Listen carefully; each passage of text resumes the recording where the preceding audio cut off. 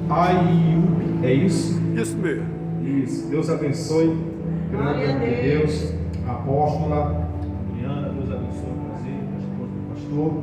Amém. Aos demais obreiros, pastores, ministros da casa do Senhor, que Deus em sua infinita misericórdia vos abençoe. Êxodo, capítulo de número 3, versículo de número 1 a seguir. Quantos encontraram, digo amém. Amém.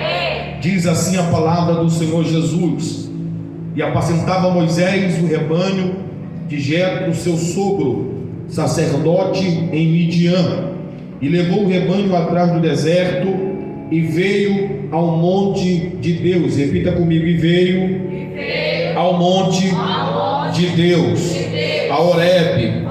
Verso 2: e apareceu-lhe o anjo do Senhor em uma chama de fogo no meio de uma sarça, e olhou, e eis que a sarça ardia no fogo, e a sarça não se consumia.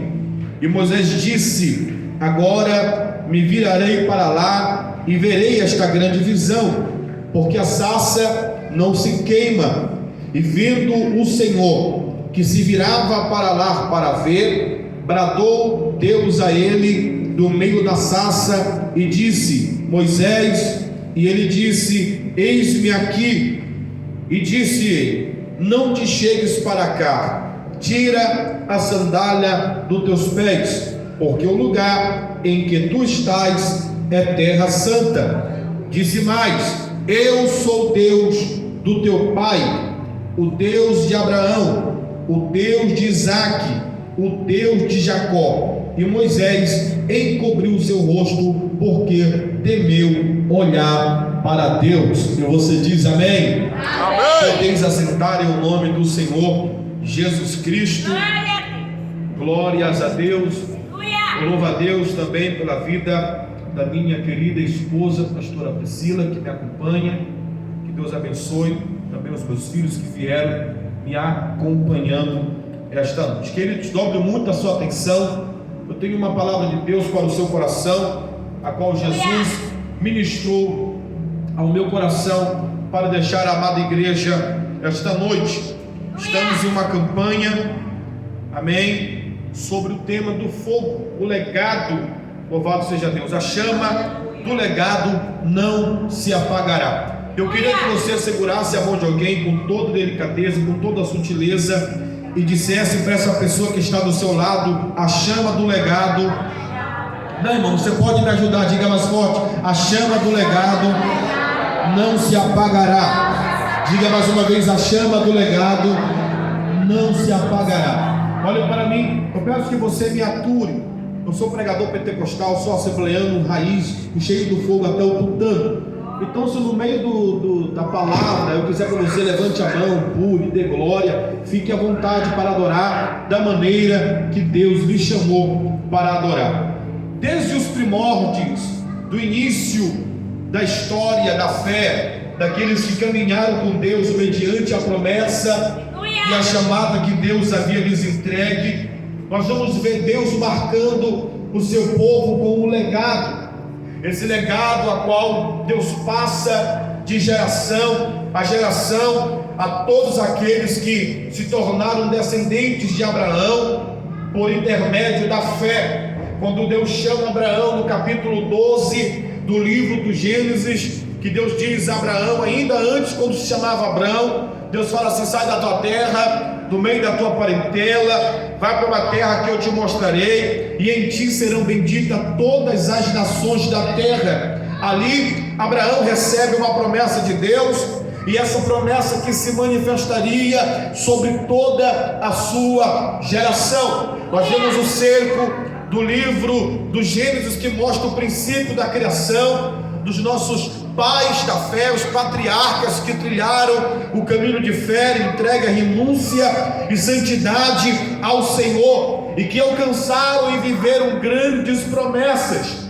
baseado desde a criação do Éden, e termina na história de José, exatamente quando José era ainda moço dentro da casa de Jacó, descendente de Abraão. Deus faz ele prosperar em uma terra estrangeira, a saber, na terra do Egito.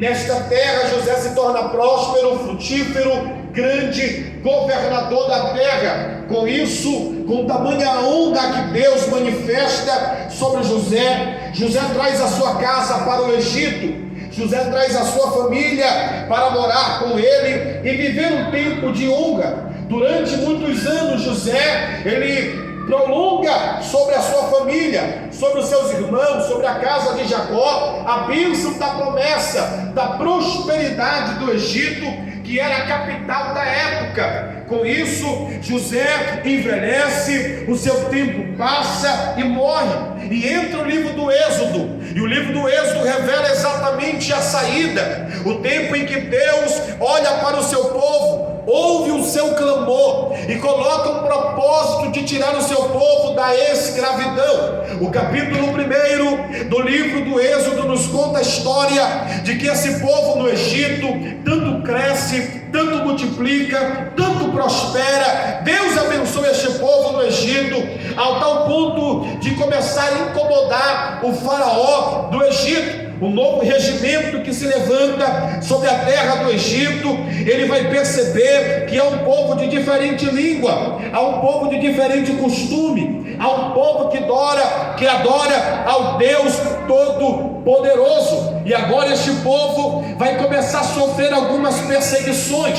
Faraó vai colocar tributos sobre este povo hebreu. Faraó vai sobrecarregar o seu trabalho. Faraó vai colocar sobre eles impostos. De agora, servos de honra e de prosperidade, por intermédio de José, vão passar agora a viver uma vida de repressão, de perseguição, de calúnia, de difamação, de chicoteadas. Esse povo vai deixar de ser um povo próspero e vai se tornar um povo escravo. A história diz que este povo, de tanto ser afligido por o povo egípcio, esse povo vai clamar a Deus, esse povo vai se lembrar de Deus, esse povo vai se lembrar do Deus de Abraão, do Deus de Isaac, do Deus de Jacó. Sendo assim, há um moço que nasce dentro da casa de uma mulher chamada Joquebede, e esse moço seria alguém a qual Deus traria ele como grande libertador. Esse homem se chama Moisés. Nós vamos ver a história de Moisés pelo menos 3 períodos da sua vida. O primeiro período é do seu nascimento até os seus 40 anos, quando este mesmo habita no Egito, cresce como príncipe dentro da casa de Faraó. Ele estuda nas melhores faculdades para se tornar um príncipe da casa de Faraó, e até o momento em que ele comete o seu primeiro delito, um assassinato para defender o povo que é do seu povo, o sangue que é do seu sangue. A história diz que Moisés, ele vai assassinar um egípcio para defender uns dos povos hebreus. Agora a casa de Faraó vai se voltar contra Moisés. Moisés agora vai passar a ser perseguido. Moisés agora vai conspirar ameaças de Faraó, porque como alguém que nasce dentro, que cresce dentro do palácio de Faraó, mata o seu próprio povo egípcio. Mas Moisés já entendia que ele, por mais que ele crescesse, por mais que ele fosse influenciado pelo palácio de Faraó, esse não era o seu povo, essa não era a sua linhagem. E aí entra o segundo período da vida de Moisés, que é quando Moisés foge do Egito e vai para as terras de Midian, e vai para o deserto de Midian. A história diz que dos seus 40 anos até os seus 80 anos, Moisés vive o seu segundo período, longe do Egito, longe da sua vida passada, longe dos palácios de Faraó. Moisés agora tem uma nova vida, Moisés agora tem uma nova identidade, Moisés agora tem uma família, Moisés agora tem filhos, Moisés agora pode dizer que tem um ministério. Moisés está vivendo algo a qual nunca ele pensou. Mas no capítulo 2 do livro do Êxodo nos diz assim, que por causa do clamor dos filhos dos hebreus, Deus vai visitar Moisés. O povo está sofrendo aflição, o povo está sofrendo perseguição, o povo vai se lembrar de Deus e o povo clama por um libertador. E agora Deus precisa enviar alguém ao Egito para libertar o seu povo. E adivinha, de quem é que Deus vai atrás? Deus vai atrás de Moisés. Deus vai ao encontro de Moisés. O capítulo de número 3 nos diz um cenário que enquanto Moisés apacentava o rebanho do seu sogro, que era sacerdote em Midian, ele deixa o rebanho do seu sogro no deserto e ele vai ao monte de Deus. E aqui eu começo a pregar. Moisés deixa o rebanho no deserto, o rebanho do seu sogro assegurado, e ele vai ao Horebe, ele vai ao monte de Deus. Horebe, na sua tradução, no original do hebraico, significa lugar seco,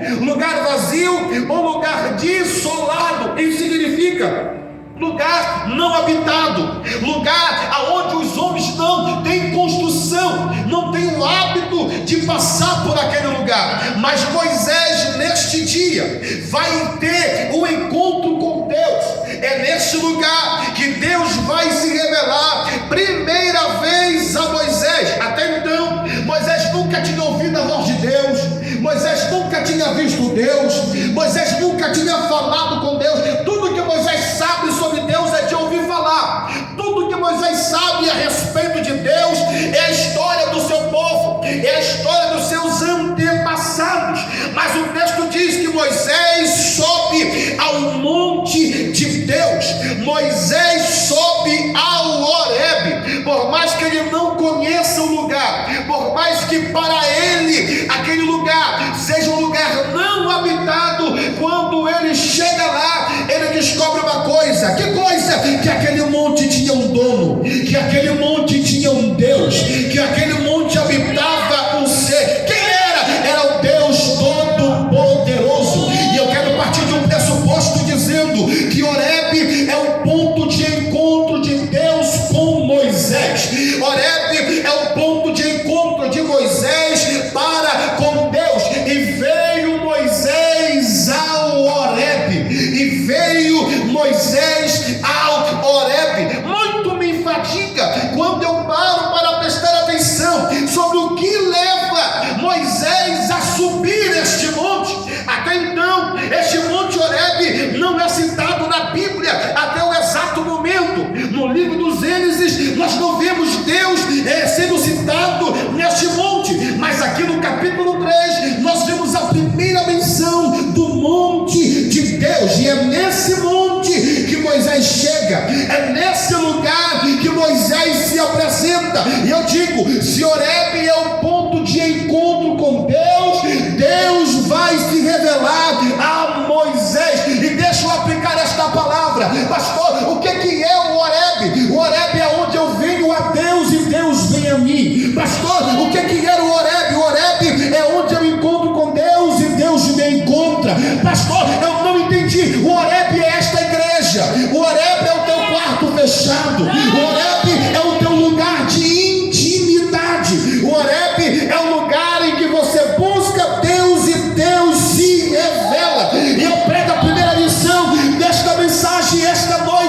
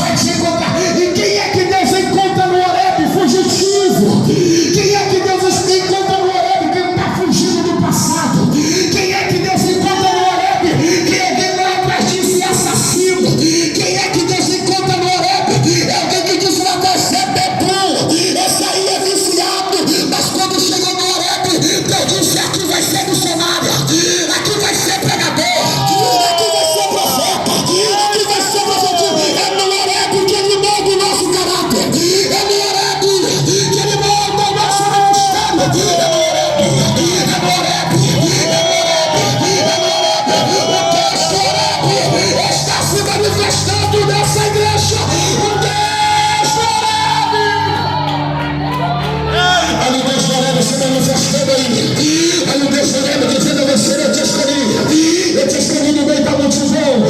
Eu te escolhi quando ninguém queria te escolher. Eu te enxerguei quando ninguém te enxergou. Eu te vi quando ninguém te via. Esse é o Deus. Eu vou deixar você adorar.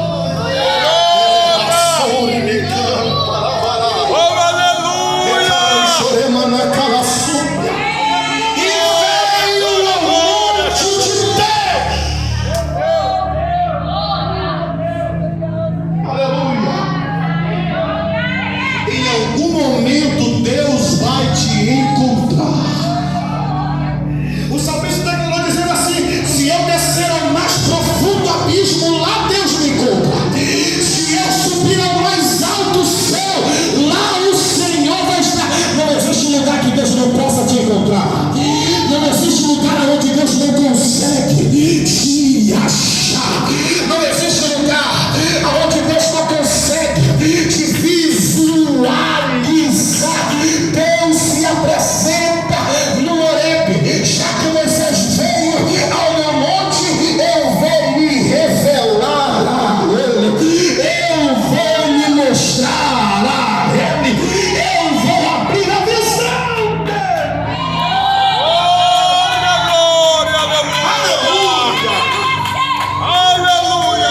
Jesus aqui nessa casa. Aleluia. A realidade, irmãos, é que Deus só vem ao nosso encontro. Deus só vem ao encontro daquele que veio ao encontro dele. Deus só vem ao encontro daquele que veio ao encontro dele. Moisés estava no lugar certo. Moisés estava na hora certa. Ele estava no ambiente certo. E sabe qual é a realidade? É que Moisés não esperava que Deus fosse se revelar. Moisés não marcou no calendário dizendo: hoje ele vai falar comigo. Não. Para Moisés era um ambiente comum. Para Moisés era um ambiente normal. Para Moisés era só mais um monte. Mas o negócio é quando ele chega lá. Versículo de número 2 vai dizer assim: e apareceu-lhe o anjo do Senhor. E olha como é que ele aparece. Ele aparece em uma chama de fogo. Ele aparece em uma chama de fogo. Deus precisa se revelar a Moisés. Mas Deus não chega para Moisés dizendo: oi Moisés, sou eu. Deus não. Deus acende o fogo para chamar a atenção de Moisés. Escute, no deserto, aonde o calor é escaldante, é comum. O que, pastor? Sarça pega fogo, porque sarça é um pequeno arbusto de fácil combustão. A sarça é uma árvore seca que no deserto escaldante tem facilidade de pegar fogo. Aí Deus usa essa artimanha para chamar a atenção de Moisés. Como pregador, eu lhe digo, Moisés olha e ele vê um fogo no meio da sarça. Ele vê um fogo no meio da sarça. E diz o texto: e ele olhou, e eis que a sarça queimava, mas não se consumia. Presta atenção, o que chama a atenção de Moisés não é a sarça queimando no fogo. O que chama a atenção de Moisés não é só o fogo no meio da sarça. É que a sarça está no fogo, mas não se consome. Era natural a sarça pegar fogo, mas quando Moisés olha, ele fala: é uma sarça pegando fogo. Mas quando ele presta atenção, a sarça queima, mas não se consumia. A sarça queimava, mas não se desmontava. A sarça queimava, mas não virava cinza, não virava pó. Aí Moisés olha e fala: epa, esse negócio é diferente. Isso aí eu nunca vi. O natural é queimar e virar cinza, mas permanecer no fogo, permanecer aceso, eu nunca vi. Sabe o que é isso? É que Deus usa as coisas naturais para revelar as sobrenaturais. Aleluia. Eu vou repetir, que tem alguém que não entendeu. Deus vai usar o que é natural para revelar o sobrenatural. Aleluia. É no natural que Deus vai agir. É no natural que Ele vai manifestar o sobrenatural. É Deus dizendo: queimando, enquanto você olha e pensa que é algo fútil, enquanto você olha e pensa que é algo normal, enquanto você olha e pensa que é algo costumeiro, é aí que Deus se revela. É aí que Deus se revela. E eu vou profetizar para quem tem mão para levantar e boca para dar glória. O Deus do sobrenatural vai se revelar naquilo que é natural. Eu não sei qual é o teu ambiente natural, mas o Deus do sobrenatural está dizendo nesta noite: eu vou marcar o teu natural com o sobrenatural. Ou seja, esse culto não vai ser só mais um culto, essa campanha não vai ser só mais uma campanha, esse evento não vai ser só um evento, vai ser algo sobrenatural.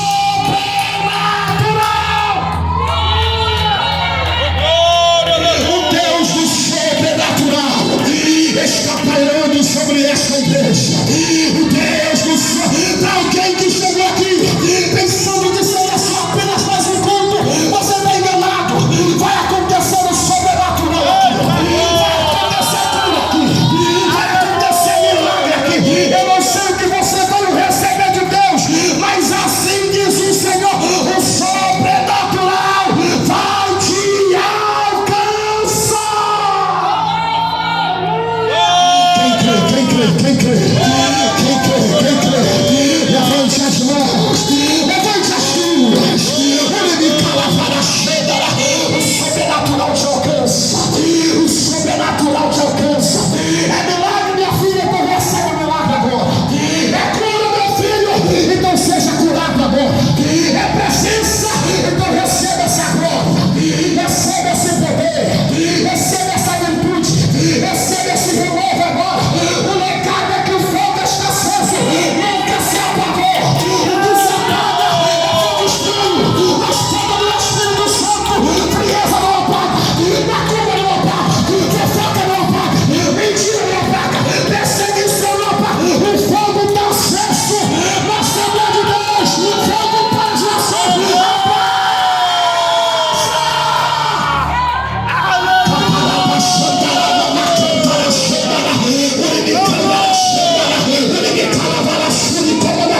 Quem quiser receber, o céu já sabe. Pega! Aleluia, Jesus!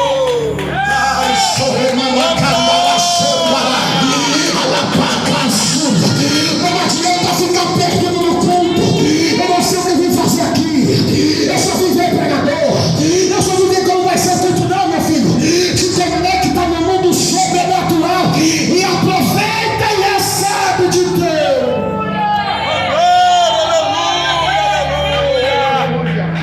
Glória a Deus! Aleluia. Aleluia. Moisés sobe o monte e Deus chama a atenção de Moisés. Primeira coisa que Deus chama a atenção de Moisés, sabe por onde é? Pela visão. Glória a Deus. Olha Moisés passando pelo monte, ele vê a sarça pegando fogo, a sarça se queima, mas não se consome. Há uma constância, há uma constância da sarça no meio do fogo, há uma constância da sarça no meio do fogo. Sabe por que a sarça não se queima? Porque esse fogo aqui, irmãos, ele não é natural. Sabe por que o fogo não se apaga? Porque esse fogo aqui não é natural.